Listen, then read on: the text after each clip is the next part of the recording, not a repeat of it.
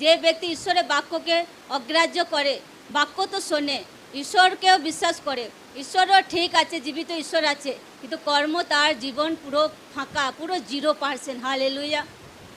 Bible বলছে যে বিশ্বাসের সাথে কর্মজীবন কোনো ব্যক্তির থাকার দরকার আছে। বাইবেল পড়ুক লোকরা, আব্রাহাম বিশ্বাস করেছিল, সাথে সাথে তার কর্ম ছিল।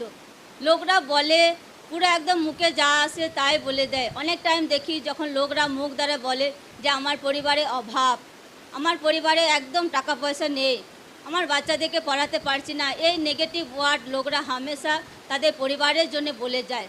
সে ব্যক্তিকে উল্টো ডিক্লার করলে হবে না, সে ব্যক্তিকে পজিটিভ বলতে হবে যে অসুবিধে না নেই, আমার জীবিত ঈশ্বর আমার সাথে আছে, আমার বাচ্চাদের পড়াশোনার জন্য সারে প্রয়োজনকে ঈশ্বর পুরা করবে, আমার পরিবারকে চালানোর জন্য ঈশ্বর সারে আর্থিক প্রয়োজনকে মেটাবে, আমার ঈশ্বর ব্যবসাতে আশীর্বাদ করবে, ঈশ্বর আমাকে জমি জায়গার সহিত ঘর বাড়ির সহিত আশীর্বাদ করবে। লোকরা এই ওয়ার্ডগুলো বলুক নিজের জীবনে।